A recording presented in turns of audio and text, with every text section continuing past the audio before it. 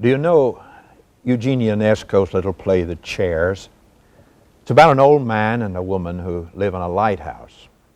The old man has been working all of his life on his philosophy, and he's finally ready to impart it to the world.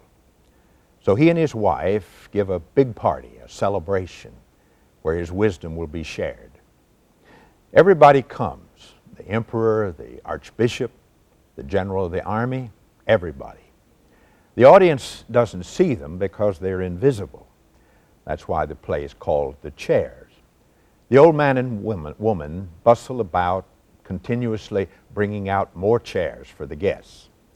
At last, the room is all filled. There isn't space for another chair.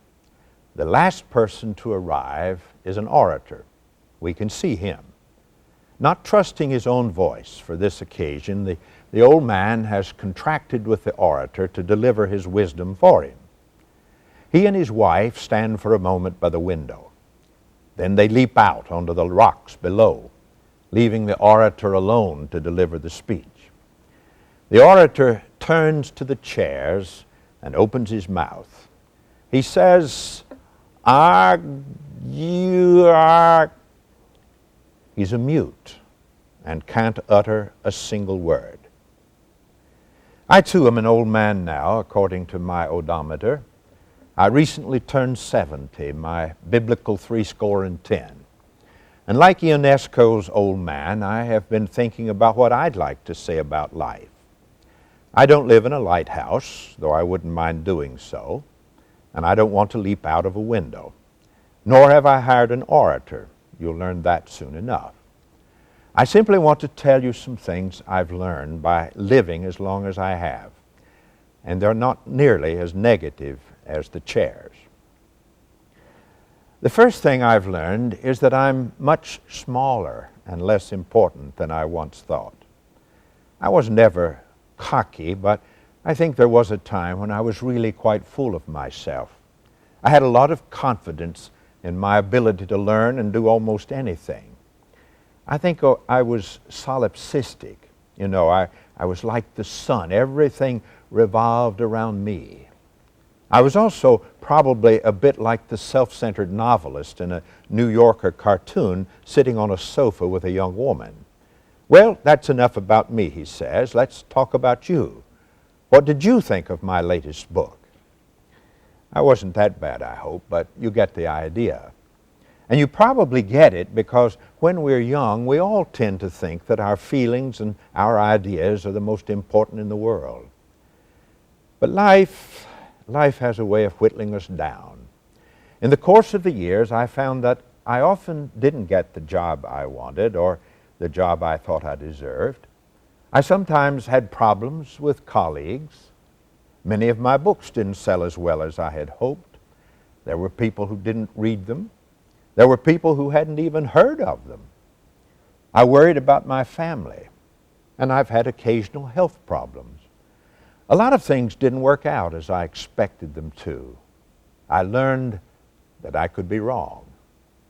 I like a little story I heard once about President Roosevelt during the dark days of World War II. He and one of his advisors, I think it was Bernard Baruch, were working very late at the White House making important plans. When they finally stopped, FDR suggested that they go into the Rose Garden to relax a little before retiring. They sat in silence under a vast canopy of stars. At last, FDR spoke. I think we feel small enough now, he said, to go in and go to sleep. That's where I am. I'm a lot smaller and less important than I once was. The second thing I've learned is that the world is much more fascinating than I once understood. What an incredibly intriguing organism it is. I wish I had 100 lifetimes to explore it. I would spend one as a biologist and one as a geologist and one as an astronomer and another as a chemist, another as a physicist, and so on and on. I might even consider squandering one lifetime on being a theologian. There's so much to know and to be amazed at. I read those intriguing articles about the human brain with all the colored photographs showing how the parts work. And I bow in humility before the God who could create something like that. Then I watch a TV program about life out in space, and I think, wow, it's all so remarkably interconnected. Do you understand about chaos theory, which says that if we could only step back far enough and stand in the right place, we could see all the incredible patterns and interconnections among everything in the universe? Dr. James York, who invented the name chaos theory, spends a lot of his time at his job at the University of Maryland feeding random information into computers. Things as apparently unrelated as a train wreck in South Africa, an outbreak of flu in China, and too many mosquitoes in Florida. And then producing computer printouts that show actual designs or patterns relating all of these things. Everything in the universe, he says, is related to everything else. A pebble rolling down a hill on the planet Mars will eventually affect weather patterns here on Earth. It may seem isolated and infinitely distant from us, but it isn't. Everything is tied to everything else. I find this incredibly moving. Moses took off his shoes before a burning bush. I want to take mine off before a fantastic universe, before a world that is so marvelous and stupendous that I can't begin to absorb its wonder. The world is far more intricate and fascinating than I once imagined. The third thing I have found is that God is much bigger than I once believed. Maybe that's the principle of all theological discovery, that God is always bigger and other than we suspected. I know this makes some people uncomfortable. They like for God to be just what they've always believed. If they have Him figured out, they can manipulate Him.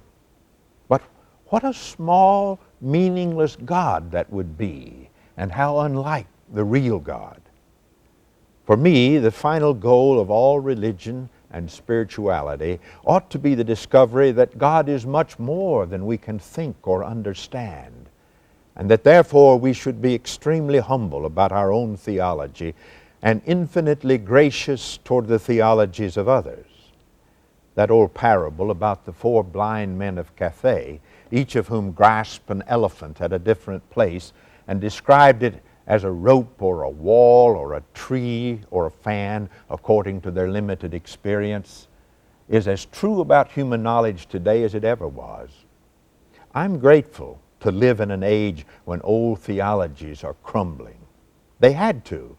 We can't learn more about people who live in Earth's other cubicles, the Muslims, the Buddhists, the Sikhs, and not be changed in our own religious understanding. Theology has to change today, as certainly as medicine and business and technology do. Does this reduce God or make God less important? Of course it doesn't. On the contrary, it shows us a God who is greater and more pervasive than we ever realized. A God as vast as the universe itself. A God interconnected with everything that is, everything God has created. The astronauts understand this.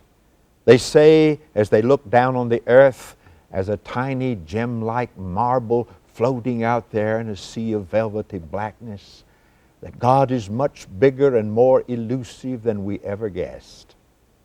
Some people fear that science will destroy God, but the very opposite is true.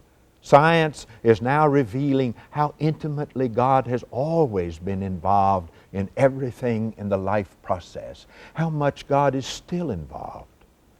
The psalmist was right. Lord, you have been our dwelling place in all generations.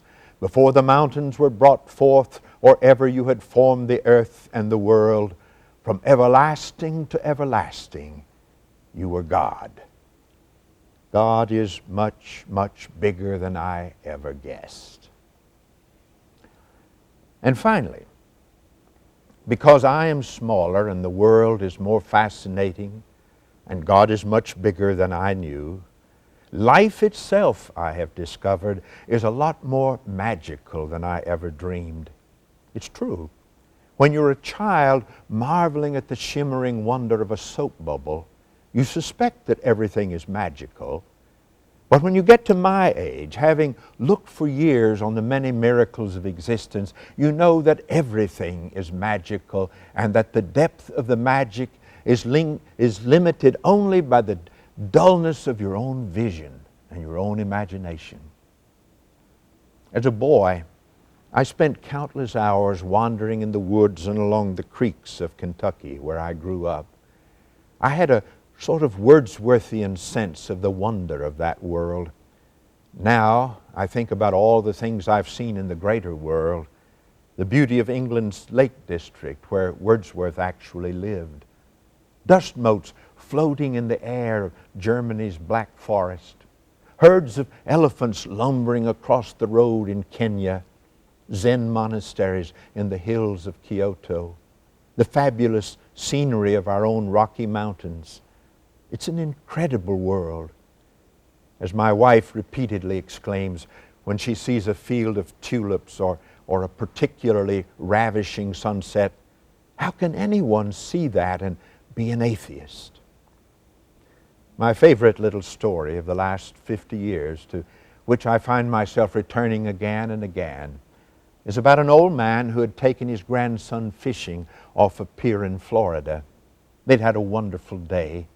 The old man had been very patient with his grandson's questions about things such as why does it rain and where do the birds go when they die. At last, the sun was setting and it was time to pull in their lines and go home. "Grandpa," asked the boy, looking up at his grandfather, "does anybody ever see God?" The old man paused over the hooks and lines. He looked out at the colors of the gathering twilight, then down at the lovely face of the boy. A tear slipped onto his cheek, and he felt something clutch at his heart. "Son," he said, "it's getting so I hardly see anything else." That's true for me as well. In a world as magical as this one, I hardly see anything else.